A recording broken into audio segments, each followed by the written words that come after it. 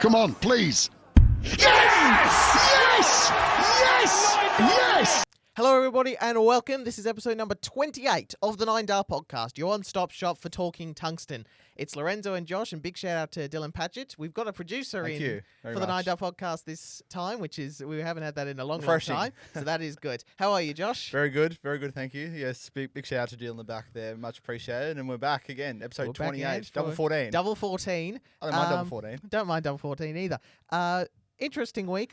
Basically, nothing happened from the main PDC ProTour. There wasn't any Players Championships, anything like that, any major events. We're just kind of off the back of the World Match Play, so we needed a bit of a breather. Yeah. It's a quieter month, August, but from our point of view, it is a big month. In Aussie darts, it's a big weekend for sure. Let's talk about Wollongong.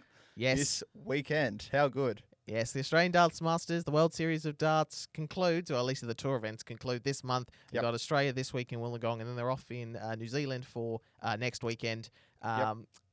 Interesting, obviously, these World Series events. They're sort of just larger Premier League nights, of course. But we've got a couple of extra names in Josh Rock and Mike Dedecker. Talked about it when it first got announced, that we've got these two names who weren't in the Premier League. Josh Rock, the winner of the World Cup, along with Daryl Gurney from Northern Ireland. Mike Dedecker, the Grand Prix champ from last year. These what these World Series events really should be, sort of Premier League stuff, and obviously you really need the big names to as your selling points. So the Lukes are there, and Stephen is there, and Damo, but who's now obviously as a PDC representative as opposed to an Oceanic representative.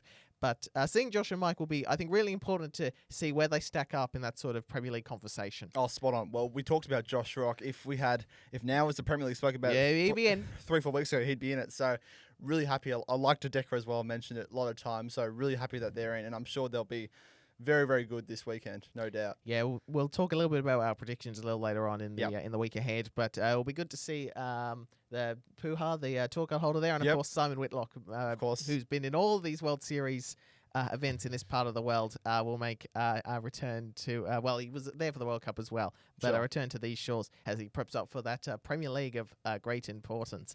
There hasn't been much on the this crazy moment this week is away from the hockey. PDC World Championship, they do it out in sort of sets, so the PDC.TV annual members got a chance to buy some tickets, and it was given the expansion of the World Championship for up from 96 to 128 and a few extra sessions helped a little bit, and but it still probably wasn't enough. We're getting close to outgrowing Ali Pali at this point, Josh. I think we are. Yeah, well, which is a little bit sad because it's a great venue. What's the max attendance? 11,000? I think it's close to that, or is it a fraction less? For Ali Pali in that West Hall there, it only seats 3,200. Really? Yeah. I thought it was a bit more. No, than the that. 11,000 is the Premier League venues, and that's what they're getting. And they sold all the Premier League venues, which was Ali 10, Pali 11, was 12. way bigger than that. No, Ali Pali, that West Hall can only seat about a bit more than 3,000. Yes. Huh. The Great Hall there could seat off. about 6,500. Yeah. Wow. So you're only off by what? Orders of about 3.5 times. 3.5 times the magnitude. Yeah. So it's a tight squeeze, and that 3,200 is as much as they can get in. That's true. Yeah. When it first moved there in 08, it was 2.5. 2,500, and they sort of moved around the stage in a couple of different areas and added a bit more tier seating. But that 3,200 is as much as they can get. Yeah. There's a lot of angry fans on Facebook not getting tickets and having it's in the basket, and then someone got it like that. It's like, what's going on? It is frustrating, which is why I think the move to a slightly bigger venue. Now, there's that Great Hall, but the logistics of it is difficult. There's a few other venues, all in London, is the main talking point. There's been talk about going to Saudi, but we're not there yet. No. We need a World Series event in there before we even consider doing anything else. Yep. But yeah, we're getting close to really. I mean, it's pretty much almost has outgrown this venue, unfortunately, because it's a great venue. It's produced some great moments, the greatest leg ever, and no doubt. It's upsets and just fantastic stories. But we are getting relatively close to that, unfortunately. But it might still yet be a few years away. It's the first year of this new format. It's the last year of the Paddy Power sponsorship. Yep. But I reckon that one's going to be tacked on for a few more years. They've done a great job so far, Paddy Power, in the 2 years. This is their third edition sponsoring the tournament. So that's where things stand there. If it's anything to go by, there'll basically be nothing left for the general admission, the sort of general sale. No. So Well, I think we're not. We might be a few years away still from them properly leaving Alley Place, or at least that West Hall, if they can work out the Great Hall situation. But that's where that's at the moment. So that's an ongoing thing we'll keep an eye on. You said people are frustrated trying to get tickets. It's very hard at the moment with getting tickets for all sporting events and concerts and that sort of thing. It seems to be a bit of an uphill battle with getting on the website and then all of a sudden making sure you don't sell to bots who then put it up 3 or 4 times the price the next day. 100%. Or the website crashes or something, and then it's just it can be a bit of a debacle sometimes. Yeah, same for like you're here buying for concerts. That's a thing in itself. Yeah, it is. Back to on the actual hockey now. The Australian Darts Association second weekend of South the Australia new tournament. They were in SA, and Kling and Pusey were the winners of there were 4 events held. Kling won 2. So event 5 and 6. So that was the Friday night was event 5. Event 6 was the Saturday afternoon. Event 7 was the Saturday sort of afternoon/evening. Tim Pusey beat Robbie King in the final, and then Robbie King won the final of event 8. Sure did. Is the next slide? So this is how the rankings stand at the moment. Raymond Smith, who was not there for reasons we'll get to in a second, is still on top off the back of winning those first 4 events. Pusey's now climbed up to second. He's really the big winner of this tour so far. He's played the 8 events so far. He's looked good. He has looked good. And because Raymond Smith is probably going to go to Lakeside, he's in firm position to go to Ali Pali at the moment. Championship spot, absolutely. Yeah, it sounds right. Well, it's pretty contested, the sort of 2nd to 4th sort of category there. Sort of the guys from... Yeah. I mean... It's no done deal. Ben Robb wouldn't be... I mean, it could be half a chance. But, sort of 2nd to 4th, there's no real... no one's locked in besides Raymond, you think. Yeah, you think Raymond's very hard to get. She's still firmly on top. There, just go back to so some of the names are really so Brody Kling obviously had a strong weekend, getting to a couple of winning a couple of tournaments and getting to a semi-final as well. Tim Pusey as well, who's played and lost in a few finals now. He was continually running into Raymond Smith in that first weekend. Kept losing.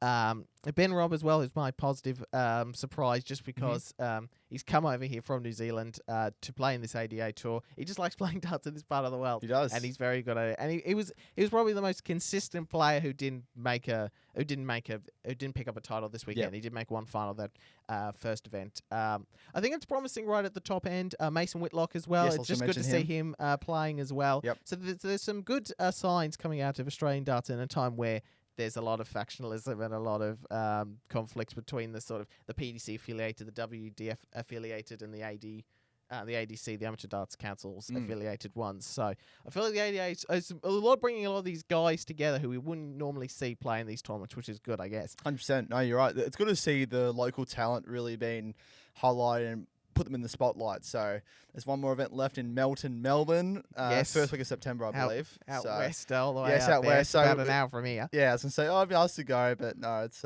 too far for us, unfortunately. Probably. But hopefully we can get a guest on from the ADA. Someone who, I don't know if it's a player or someone who's a bit higher up. I don't know. Hopefully we can get them on for an interview in the seat next to me. Who knows? Hopefully. We'd be very happy to have you if you're interested. Absolutely. Extra Time's doing a lot of big interviews at the moment. So again, back to the 8 of the 12 events. Raymond Smith still clearly on top with the $1,600 won for winning the events, winning an event times 4 because he won those first 4 events on that opening weekend. Sure did. Pusey second, Robbie King third, Brody Kling fourth, and then Ben Robb, already mentioned, the highest ranked Kiwi in 5th place at the moment. Yep. Now, these ones, I've got a couple of rants for you this week, Josh. Yes, to fill out the biggest flop and the disappointment. Because again, we didn't really have much going on. And a lot of the darts we did have on the affiliate tour was actually quite good. I want to talk about Paul Lim later. Oh, of course. But the biggest flop this week, the DRA, the Darts Regulation Authority. Now, I don't talk about this organisation enough because they don't do a very good job. They are effectively the darts governing body. And this is the news archive side of their website. We have not had any updates for like 2 years. Yeah. So this was Prakash Jiwa, who we talked about earlier. This is about match fixing. For match fixing. Yeah. This is for events that happened 2 years ago. But we know players are getting fined. For example, and I don't know if you know this, James Wade, after he lost the World Match Play final, he walked off stage before the presentation was finished. Yes, I did say that. Yeah. Because he basically couldn't be bothered. And so the DRA were very quick to send a letter to him in the mail. So he got it, I think, on the Tuesday after that Sunday final, from what I've heard. But it is very quick. But we don't get any updates on their website, which is barely better than ours, extratimemedia.com. It's very plain. It's very boring. It's only it's very sporadic updates, and I know they can do better because the same person who shares the DRA one shares the equivalent one in snooker, and they're very up to date with theirs. Yep. So I don't understand why this is so difficult just to give us updates. And we know players are getting fined because they tell the media about it. They post about it on social media. So we know there are updates here and things going on. So I don't understand why they can't do the admin bit of putting it on their damn website. I don't know. It seems like there's some sort of miscommunication issue, or they can't be bothered. It might just be they can't be bothered. I don't know. Yeah, well, 2023 on the 16th of the 2nd, that was literally the last thing that was mentioned. Yeah. So there's a few other things in the news archive. So there was Dom Taylor one for the positive drug test from before the Place Championship finals. That's true. So there's still things happening and still things posting, but their news archive, they're very slow, and I don't understand. I think it's really just an admin thing of why they can't get around to making it very clear what they've been up to. Of course, because again, we know that they're finding people when things happen. Sure. Usually on social media, people have a joke about getting a call from the DRA right after someone, flips the bird or clearly swears on TV. But yeah, surely you'd want to mention this on your news channel / website and then get clicks. Yeah, that's what the intention is of all these platforms. Yeah, if you went onto our Extra Time website and didn't see it and went to the place where we post articles and there wasn't any articles for 2 years, there would be a problem because you've put up this part of your website to actually do a thing. And if you haven't done a thing in 24 months, there needs to be serious questions about what have you been up to then? No doubt. Especially when you actually have been doing things. Yeah. So they all just sort of waiting in a unlisted part. Did they forget to press publish for 24 months? I don't know what's going on. Who knows? They're not, the DRA, they cause me great frustration. Something else that causes me great frustration. I put this in the disappointing moment. I've wanted to talk about this for ages, and it's the sort of weird, nerdy thing that I like to talk about. It's the TV graphics. I do not like the PDC TV one, and I brought this up this week because it's a PDC TV event. It's simulcast on ITV going back to the UK, but it's a PDC TV production. Mainly because, first of all, the graphic itself. So I went scouring to find different ones. This is Luke Littler hitting 9 data in Bahrain. It doesn't look that great in the first part, but the second part, and more importantly, this frustrates me when this happens on darts broadcasts, particularly when the sport's growing. It's like the fastest growing sport in the UK. When you don't have so first of all, it doesn't look very good, but you don't have the checkout graphic. That is an important part to keep people involved. So it should say treble 20, treble 19, double 12. Or treble 20, whatever 12, 15, one it is. Double 18, whatever. He's changed. He's gone by different routes between then and now, Luke Littler, because he can't hit double 12 on the back end of these 9 data 10s. True. But it doesn't look that good. It's just, it feels very plain to me. And the thing is, a few years ago, so when you go back to, say, the Darts Archive match I've got for you later, or the last time they came to Melbourne with Michael Van Gogh and beat Daryl Gurney in the final, they had a much better graphic. I know this actual image is a bit terrible, but it's much nicer. I see what you mean, yeah. And it's got the checkout graphic there. It does. So why don't they have it on this one? I don't understand. They could basically use this one, maybe add a little flag and a number. Yeah. To denote Van Gogh's probably the one seed. A nice given flag. That point in time. A nice flag name. That'd be nice. So I don't understand, and this frustrates me because there's a few things. And Sky Sports getting a little better as well. It took Luke Littler to hit a 9 data on double 15 for them to change it. But make sure when you put out your checkout graphics that it'll actually match what we know the player is going to do. So don't give me 9 double 16 when I know the player is like Andrew Gilding or Danny Noppert, someone who we know likes hitting tops all the time. 1 double 20. So we'll go 1 tops. Or don't give me 9 double 8 when they know we're going 5 double 10. Or don't give me treble 7 double 20 for James Wade when he keeps going 25 double 18. And I understand sometimes players. I mean, we see this with Luke Littler all the time. He mixes it up. He does. So I'm not saying it's like the easiest job in the world. No, it's not. But we have plenty of data. Plenty of data is coming into darts more and more now, particularly in the Dart Connect era. So we know ways that they like to go about doing checkouts. So it should be fairly easy to get this done most of the time. And it also needs to be situational, because if a play's not on a finish, you might go a slightly different way. So you can have that in your graphic as well. Now, that one might be a little bit harder because you appear as if, and it disappears and it comes back. I don't understand why they can't do it. Because, again, it should be a fairly simple program thing to put it into your graphic. And they do it some of the time, just not as much as I would like them to. I feel like they only do it for, like, the Luke Lidds, the James Lee, the really top players, like the top echelon of players, not someone like Andrew Gilding or Danny Noppert or someone like that, which is a shame because both those men have won tournaments. I think they're both UK Open winners. Andrew Gilding definitely is. I'm actually going to double-check what tournament Danny Noppert won. Whoops. As I do this. So in the meantime, is this a fair criticism from us? No, it's fair. I think a flag each would be good. Obviously, the dot knows that you have throw. We know that. The checkout table, that's pretty good. It was 2022 UK Open for Danny Noppert, but I did think he was a UK Open winner. I just had to double-check that. Yeah. A lot of odd names usually pick up. It's usually the Masters in the UK Open is usually a little bit of a wild. Usually throws up often a wild winner. Yeah. Over the course of its history for those two events. So TV networks do a little bit better with your graphics, and PDC TV, please. That's just not good at all. No, that's fair. It's I don't like it at all. And the previous one they did with a bit of green was a bit better. Yeah, and it's frustrating because you watch it because it's the World Series, it's Players Championships, and it's the Euro Tour. So it's like I'm seeing this all the time. And I think this is just not the greatest way to convey the information. I mean, you're doing it, but not great. I'll say.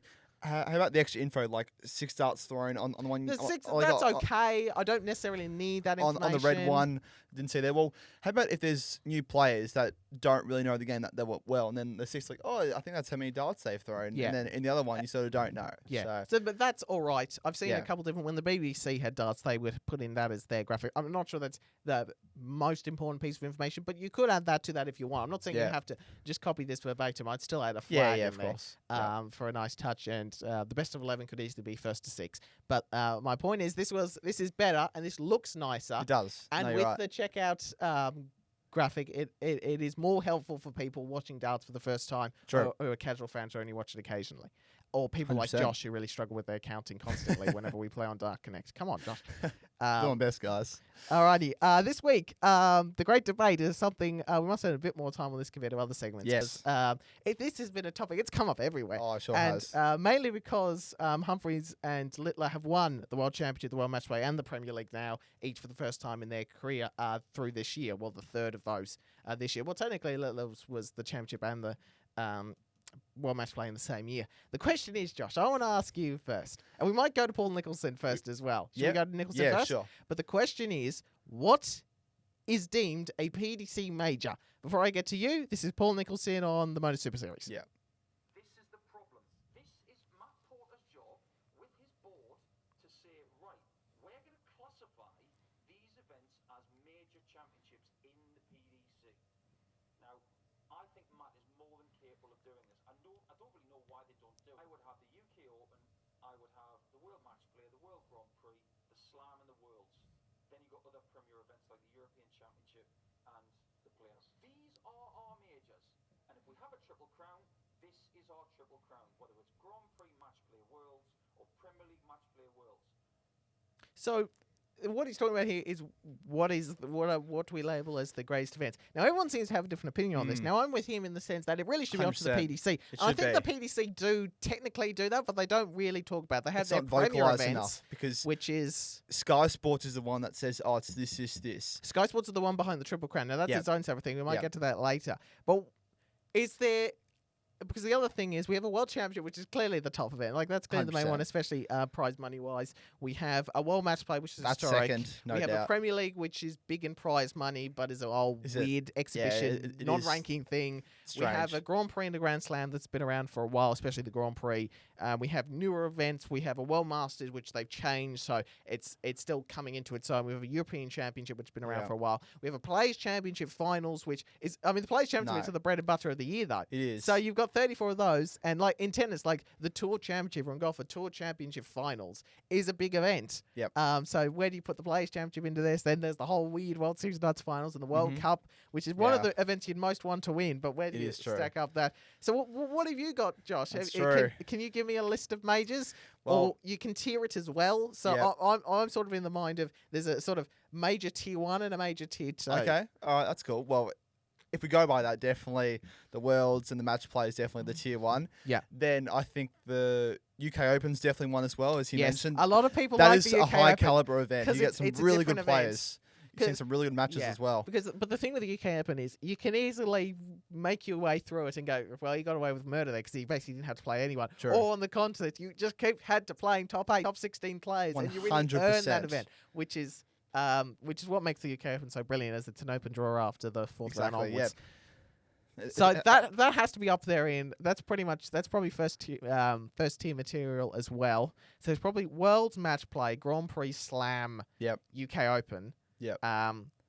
Do you put the Premier League on? Where do you put the Premier League in? You're not there. I saw that secondary tier that you're he was talking tier about. 2. Yeah, he was sort of in that secondary thing. I'm still putting it in the first tier because one, money, which no one ever talked about this, but the prize money is very important. It's really good, I think, to where you line up these sort of things, and it's number 2 instead of prize money. Now, I wouldn't put it above the match play in terms of what I would want to win. Sure, but the prize money element of the Premier League is something that no one seems to be mentioning, even though it's so important. You get 16 weeks, which is great opportunity for your sponsors. You can go up and lose 6-0 every week and get, £35,000 based on the last. Now, I know the format's changed and that sort of thing. And then also, if you win, you get the extra money. Yeah, you get the extra money for the nightly win under this format. Now it's 10. It's 10. Yeah. It's 10. So I would still have that in that top 6. The World Masters is sort of in the balance there for mine because it's just changed and it looks really good, but we've only had one of those, so I'm not sure how far I can go. So there probably isn't enough sample size years to really make a call on that. Does the World Series of Darts Finals count as a major? I'm still not. That's the one I'm on the fence. I'm 50-50 on that one as well. Players Championship Finals, no, for me personally. No. I mean, sure, the whole build-up is cool, but for me, it's not a big, huge spectacle in comparison to the match play or the Worlds, you know. So not for me personally. Yes, or the UK Open. So I think Paul Nicholson's pretty spot on to me. What about you? Yeah, I'm fairly in agreement of in terms of that first part of saying what it should be. It should be down to the PDC. It should be their choice of what counts as the Triple Crown or not. 100%. What counts as a major or not. What I think needs to happen is you can have I think you can make it up with a pretty clear definition. I think you need 2 things. You need to be on TV, ideally, and you need to have over a certain threshold of prize money, whatever that is. And you could sort of backdate that. So you can go back to 2000 and go, well, what were the 2000 majors? Well, were these events TV or were these ones, and where was the prize money then? You could sort of lower that bar with prize money as the years go on, because obviously prize money's increased all the time. So that's where I think that should stand. I'm balancing between, so based on that sort of definition of mine, I'm balancing on the sort of, I'm leaning more towards 10 maybe. So the 8, which would give us a nice round number, 8 on the ranked side, 2 on the non-ranked side. The Premier League, and people underestimate the World Cup. The World Cup's amazing. You've got to put that in there, and you just see the national pride moment there. You go, that's a major. That's a tournament you want to win. I'd rather win that one over the Players Championship final. I'll say, on that video that we did for an assessment, right, there was Humphreys and Smith after they won, and then Luke Humphreys says, I've really wanted to win this sort of event, and it should be a ranking, should be a major sort of thing. So I think if he says it, then he says, like, for England, obviously, no team's won it in 8 years. So that proves how important the event is to the country and to the world, really. Yeah. And then on the ranking side for mine, I am counting up the of the World Championship and the match play, the Slam, the Grand Prix, the European Championship, the Players Championship Finals, the UK Open, the World Masters. They all count as majors. But I'm sort of tiering them in my mind. So the World Championship's up on its own. The World Match Play is probably on its own with the Premier League as the Triple Crown. And then probably the Sky ones and then the ITV ones with maybe the UK Open joining the Sky ones there. World Cup's probably still below those, but it's definitely still a major in my mind. And the World Series is sort of in a weird spot. If the World Series finals had a much more coherent qualifying criteria, structure, like the Players and the Euros, I'd be happy to throw it in. The problem is, I understand. I'm fine with the World Series of Darts Tour event still being invitational. That's fine. We'll see it this weekend. But the World Series Darts Finals needs to be, if they're going to have it at all, which they don't even necessarily need to have it at all. You could easily swap it out for a Royal Rumble or a Master Hour tournament, which we've talked about for 1001. People have been wanting. Yes, which 1001. There's more and more cries for a sort of Royal Rumble of Darts sort of setup thing, or a classic news of the world best of 3 legs. But where was it? Yeah, the World Series of Darts Finals. It's basically just these guys were sort of at the top. These guys they played, so they got in. We invited these guys for some reason, and then here's a qualifier. Like, that's what it was last year. Like, Puha and Whitlock didn't win a single game in the World Series last year, but they got invited in the same method as like guys who'd actually picked up a win or two at the Dutch Darts Masters or in the US or something like that. And then Johnny Clayton was invited out of nowhere. So it's all just a bit weird. And that's the one where I enjoy the event. The Amsterdam crowd is great. I think we should have another an event of that type in the Netherlands. But I'm not sure. I'm on the fence with the World Series Darts Finals. I agree. If it was ranking and if it had a proper qualification criteria, I'd have no issue with it being in there at all. Yeah. But it's. I just wish they did the whole World Series, I think, a bit differently and a bit better, which I've sort of talked about on previous editions.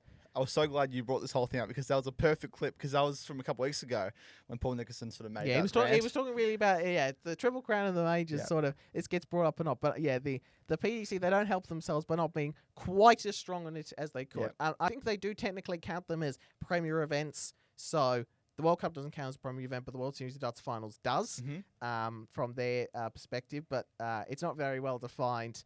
The Triple Crown isn't really that well defined. It's more of a Sky thing than a PDC thing. You don't get like something on your shirt like we've argued they probably should be, or at least I have. So a clearer definition of what counts as a major or not, with a clear definition that you can backtrack with, mainly looking at TV, is good. Though I will say with the TV, for example, the European Championship in the second year it was on, that wasn't televised. But it was rather streamed. So you can crop out exceptions. The only reason I bring that one up is Phil Taylor was ridiculous in that tournament, and it's like the greatest average in any tournament throughout. He was basically averaging 110 throughout. Which, if anyone has any footage of the streams, please send it. It's a sort of piece of Darts Lost Media. I might talk about that next week. Because there's a couple of footage that I would love to get my hands on. Anyway, that's the PDC major. So between it, you're not counting. I'm counting a few more than you are. Is the way you're going, which is basically how this. I've listened to all these sort of people talk, and I'm basically in the position of I'm counting a few more than people like Nicholson was, because I'm counting events like the Euros and the World Cup and the Malaysia Championship Finals, which not a lot of people are. Because I'm still trying to keep it attached to what the PDC call the premier event. Totally. Even though, again, not very well defined. Put a proper definition up, and we'll be good from there. And it'll be easier to sort of make that going forward. Because there have been plenty of TV events that we don't do anymore. The Las Vegas Desert Classic, the Champions League of Darts. So were they technically majors, and now they go in their own separate category? So that's why strict definition would be beneficial. Because I don't think certainly the Desert Classic should count as a major, as sort of a defunct historical major. And even the Champions League as well. 100%. It's an interesting one, and we'll keep debating it until the PDC eventually come and say, these are the majors, these aren't, this is the definition, these were the historical ones that we don't count anymore, we don't count these TV ones, these are the Triple Crown. Go off on your way. If you don't like it, too bad, but this is what we say. And by the way, one last thing I did want to mention, you don't have to do it just because, say, golf and tennis have 4 majors. That doesn't mean we have to have 4 majors. That's true. You don't have to go exactly off that system. And this is how we do it here. This is how we do it here. And it's same with, like, the snooker have their Triple Crown, and it's 2 ranking events and a non-ranking event, just like the darts one. But it doesn't necessarily have to be. It still can be. You can still have 4 majors if you really wanted to. You can tear it up if you really want to, but you don't have to go it just because another sport does it that way. Even though, to be fair, with the snooker one, it's run by the same... it's run by Matchroom Sports, which is Barry Hearn as well, so just like the PDC is. So, in theory, if you did want to balance them up, that is it. Anyway, for the Future Star, I don't have an individual player this week because it's been quiet on that sort of front, but I do want to mention that the June Darts Corporation is delighted to announce, they told us on the 1st of August, that we have been chosen as the official organisation to facilitate the qualifying criteria for the Windmill Junior World Masters 2026. So when the World Masters was at its peak with the BDO, the now defunct BDO, they had a junior element to it as well, in addition to the men's and women's. So they're going to go about having a qualifying criteria and qualifying events in January, and then the final of that will be played on the stage of the Milton Keynes Arena there on February 1st, 2026, which will be in line with the with the PDC World Masters and its 2nd edition in the new format, which should be good. We saw the Super 16 final as well with always good to see Walker and Johnson. Jack Johnson, and Jensen Walker. Which was a fantastic game. It was, It's always good seeing these guys get bolstered on these good stages when they're, make semi-finals and the finals, just give them more spotlight in front of a few fans, right? And we saw that at the match play with Paige Portland. We'll see it at the Grand Prix coming up. We obviously see it with their World Championship in line at Ali Pali. So very interested, obviously, to see how that one's going. That's an interesting new development. I don't know what I'm not sure if this replaces that Super 16 format, which we've seen at the Masters for a few years, or what exactly they go about. They might move it to another time. I'll see if I can find anything on that. But that'll run through January and February, so we'll have a bit to talk about when that comes around. No doubt. Latest news, Jermaine Watermainer won Players Championship 23 in between when we last recorded. Yeah, so that will be on Thursday. It was Thursday last week, so that was his run there. Some good names, actually. Despite the fact that not many seeded 13 of the top 16 weren't there. There you go, yeah. But no, he played some good people, so 6-3 victory against Jose de Sousa, 103 average. Very, very good in that top 1-2-8 clutch. That's the best Jose as of goes now, almost 100 average, and he still can't win a match. Yeah, there you go. He's not holding on to his tour card by the end of the year. 6-1 against Robbo and 104 average again. Top 32 versus Gabriel Clemens, 6-4 victory there, 95 average. 6-4 against Danny Noppert in the top 16.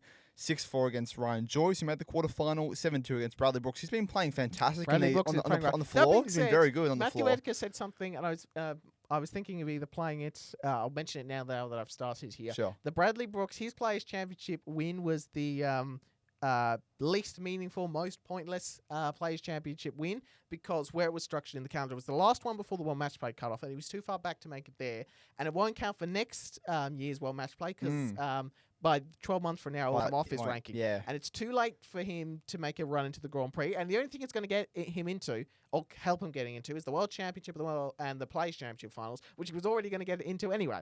It's tough. It's a bit tough luck for Bradley. That's so stiff, last one. Yeah. There you go. And then in the final, 8-5 victory against Lucas Wenig, 95 average. So Wenig had a good day. That was a good run. Pretty good opponents, actually. And probably should have put him down for positive surprise over every game was success in 95 except the 88.91 against Dane Noppert, who's obviously a very good player. Yes. So well done, Jermaine. Picking up, I think that's a maiden PDC title. I'm pretty sure for Jermaine, or first or second, something like that. Not sure. Has been promising to do stuff, good stuff for a while, and when he's on, he is a very good player. The machine gun. Well, we saw in the match play, he took on Littler, didn't he? Yeah, he took on he Littler, pushed him pretty far. He pushed him pretty far without in front. Like a lot of these guys, but couldn't quite hang on. It went to a tiebreaker, but it was still good. Right, Asian Tour. I was following this quite a bit over the over the weekend. It was that and the ADA. On the Asian Tour itself, we had Lorenzo Logan pick up. It was in the Philippines, and the Filipinos did quite well this weekend. Perhaps not surprisingly. So he picked up a couple of Asian Tour titles. Josh, you might want to run through those results. Yes, he did indeed. So event 21 and event 23 he won. So in the first one he won 4-2, and then semi-final he won 5-1, and then 5-2 in the final against Christian Perez. Event 23, where are we? 4-0 against Rodel Villa, 5-2 against Noel, and 5-0 against Takayuki Masatsu. That's in the quarterfinal, semi-final, final. Yes. Just before I go off, one thing that, because I was following the ADA and the Asian Tour and the CDC as well had some events, it does frustrate me a little bit how all these tournaments have slightly different formats. They do. It is frustrating. The Asian Tour is a first to 4, then a first to 5. The ADA is first to 6 all the way through. It is and because annoying. the PDC, it's all affiliate to the PDC. I think they probably need to step in and say, hey, boys, let's sort out a format here. First to 5, first to 6, maybe, with the occasional set play in there as well. That might work. Oh, geez, I'm running low on this. That's okay. We'll get to the end. Anyway, keep going. I just wanted to mention that. Yes. Because I was following so many of these affiliate tours over the weekend. And I was like, all these different formats are frustrating me. Yep. So some notable mentions as well. Alexis Toilo won event 24. And Rosuri Azimoto claimed event 22, dominating. Only dropped 7 legs in the 7 matches. Which is pretty incredible. Pretty incredible. So that was the Philippine weekend. Yeah, let's go to very well. I should have flicked over to there. That's the events themselves. Did you remove my where's my Asian Tour order of merit? Sorry. I will bring it across. Bring Hang it on. Go for it now. It should be fine. There we go. This is what I wanted to mention because, ladies and gentlemen, he's still in it. Paul Lim, 71 years young. the great man. A great interview with Hugh Ware again on Tops and Tails. Yes, $9,800 through the first 24 events. He needs top 5, make it through to the World Darts Championship. He's not been there for 2, 3, 4 years, something like that. It's been a while for Lemmy, but he's in position at the moment. He's just dropped down. He was basically third this entire time through on this race. He's just dropped only $50 behind Lawrence Alagan in third. He's not a guarantee yet. Alexis Toilo is. Yes. He can't drop out of the top 5, so he's qualified for the World Championship. Yep. But Paul Lim, all he needs is just to hold on. He reached a couple of quarterfinals in those in a few events. It was a pretty strong weekend and some high averages as well. I was following some of his games on Dark Connection. He can be quite consistent. So 140, 100, 28, 59, ton 40, 28. So but just stay straight, Paul, and if he gets to the last 16, last 8s of these next 4 tournaments coming up next month in September. Typically, we would be done. Typically, the Asian Tour's only 24 events, so this would be it. But they've added 4 more this year, so there's 4 events to go. That's good. And look at some of the names who are missing out at the moment. Locklung, Nabreda, who we saw win a match at the Bahrain Darts Masters earlier this year. Perez, Lockie Lee. There's some really strong names. Perez, strong names that are not in there. Ono and Goto from Japan as well. Some very strong names not in the World Darts Championship through this system at the moment. Well, that shows to me it's very competitive. It is very competitive, that Asian tour, and it is the darts quality there is extraordinary. And if they were able to bring that over to the PDC side of things, we would see a real Asian dominance in the PDC side of things when these guys are at their best. But yeah, all we're waiting for next one. When is it's in September, I know for sure. I think it's mid-September. I think so, yeah. The last event. And all I'm looking for, all I was following all weekend was to see, can Paul Lim stay in there? $9,800. Just hold position, Paul, and he'll be back at Alexandra Palace. Can you imagine him playing Luke Littler Hope at so. the World Darts And he Championship? wins? 18 years of age versus 71. Only in darts. It would be simply extraordinary. Fingers crossed that Paul Lim will be able to make it to the World Darts Championship. He would surely pick the PDC over Lakeside. Surely. You'd hope so. Anyway, the World Seniors Match Play Draw. This was actually done a couple of weeks ago, I think, but we haven't mentioned it yet. Yes. They're holding it. I think this is the one at Epsom. Ross Montgomery, Robert Thornton, John Henderson are the seeds through there. They've got Neil Duff will play Richie Burnett, Mervyn King, Martin Adams, Steve Beaton, Vincent van der Voort, and Trina Gulliver and Leonard Gates. So plenty of regulars. We see these guys all the time at the World Seniors. So it feels it's almost becoming a bit of a Premier League-esque World Seniors, seeing a lot of the same guys around. Yep. Nah, sure as well. Beaton's obviously there. But Beaton's sort of a newish comer. He is. Given he only gave back his tour card at the start of this year. Yep. So I guess he provides something a little bit extra. He does. So that's the World Seniors Match Play Draw. More rankings. On the ADA side of things, we could have brought this up earlier. Mason Whitlock is very far ahead on the youth rankings. Ahead of Tristan Bogner, who looked pretty good, by the way. I was watching him play on the. He was on the streaming board once. I think he's 17 or 18. Wasn't too bad as well. So he's one to keep an eye on. And Kai Smith, who we'll talk about in a second. There, but yeah, Mason Whitlock, perhaps not surprisingly with that last name, firmly out in front on the ADA as the best youth player in this country. Yeah, not too much of a surprise there, but it's good to see that there's that sort of bracket is pretty. There's some close. Some close money there, so that's good. But yeah, Mason, you think he'd be feeling on top, and he is at this moment in time. Absolutely. On the let me try and get the results in front of me. On the CDC side of things, after 10 out of the 16 events, Adam Savada is out firmly in front on that, and then Stowe Bunce and David Cameron, not the UK Prime Minister, the Canadian dart player, is next. Leonard Gates there has the asterisk on that graphic because he's already qualified for the PDC World Darts Championship for winning an event earlier in the year that got him in automatically. So yeah, it was a big week. So we had the Asian Tour, the ADA. There was some youth stuff in Germany as well, I think. So it was a big week for the affiliate tours, and Savannah, Bunce, and Cameron in position on the CDC Pro Tour. Week 11 at Modus. Yes. Van der Velde, a former tour card holder as well. Jurjen van der Velde. I had to put in the brackets because it's what Henry Deacon said. Jurjen van der Velde. Yes, he was your week 11 winner. So he's the 11th man in Champions Week. He had a 4-0 victory over Steve Beaton, who made the final, but then he got absolutely demolished in the final. 85.47's poor from Beaton, but 103.66 That's pretty is a incredible. very strong average with a 180 and 80% on the checkouts and a 129 out as well. Pretty cool. Not much Beaton could have done in that situation, I don't think. He was just too good. Red Hands had some good results on finals night as well, so he'll be in there. And now if we go to week 12. It's a big week for those. Big week for the Aussies. Flag. We've got a few names. I've made sure to put a highlight on the Cameron Carlson, by the way, because I like him. But a couple of Aussies, Raven Smith and Kai Smith, the father-son pairing, they're there. will be in.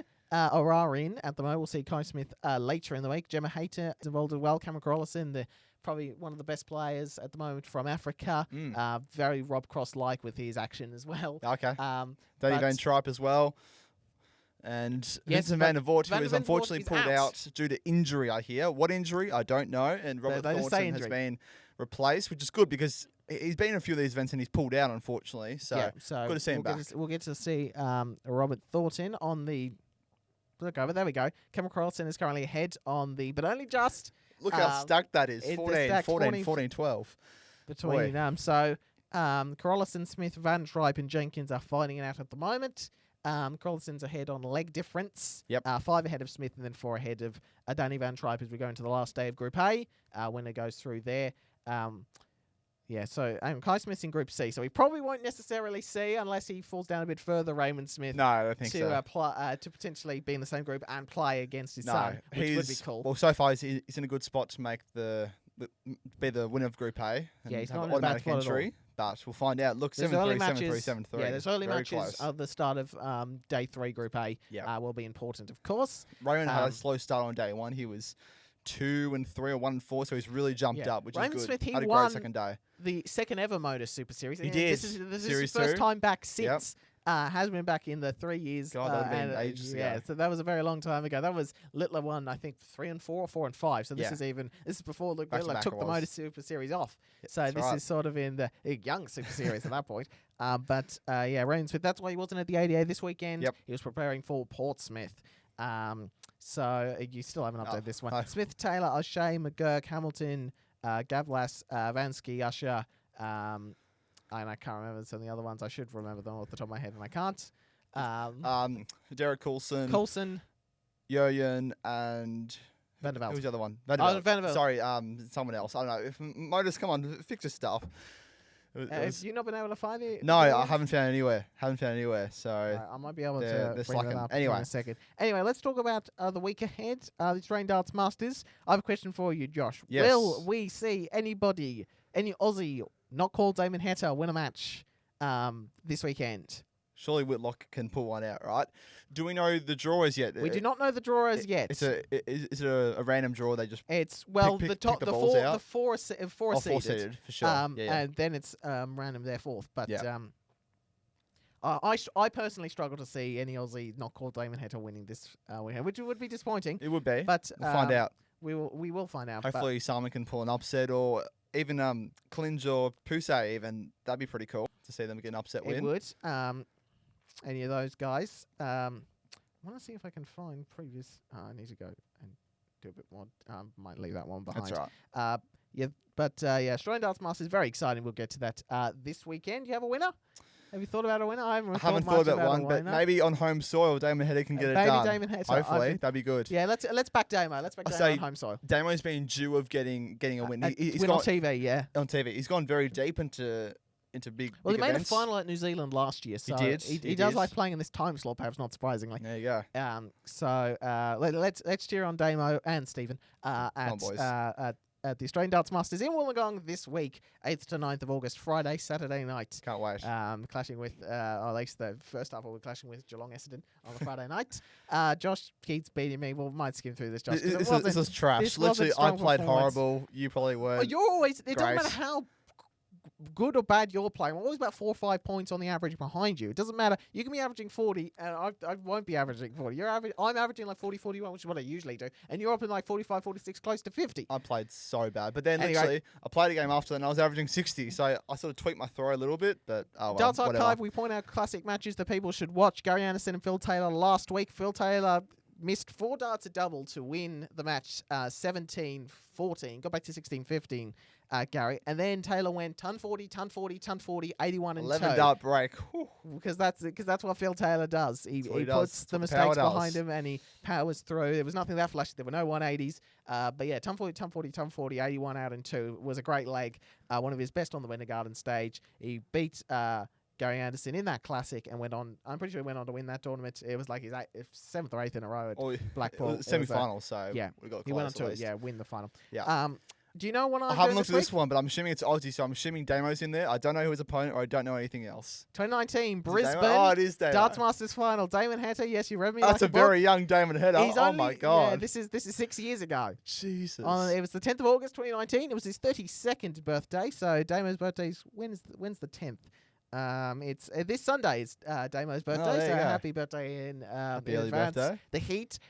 This was the day he arrived. He beat James Way the day before in the first match of the tournament. He beat Gary Anderson and Simon Whitlock to make the final. He's playing the 2018 world champion Rob Cross. Does he complete the fairy tale and as an Australian local challenger win a World Series event, which is a very rare thing to even someone to get close. He was the number 1 on the DPA Order of Merit at the time, so he's basically like a Raymond Smith right now, the best local player who doesn't have a tour card. Yeah. Does he complete the fairy tale? You need to watch that as my computer dies. Right. Perfect, literally. We're going to finish here because we need to be out of here at 1 o'clock and it's right on 1, so I'm going to turn off the TV now as we do that. That was literally perfect. Thank you very much, Josh. Pleasure as always. Thank you, Deal, in the background. Much appreciated. Yes. It will be good to see pictures moving around, that sort of thing. Yes. We haven't had that in quite a while. For when I do the edits. Yeah. So I'll get around to fixing that up, Josh. Let's turn off the TV for a sign that this show is done. Check out the Australian Darts Masters. Should be a big weekend. Yes. And we'll be Go back Damo. We'll be cheering on Damo and Stephen, and we'll be reviewing it next week as we head towards New Zealand, which is the last World Series darts event, which will come up next weekend. This has been the 9 Dart Podcast.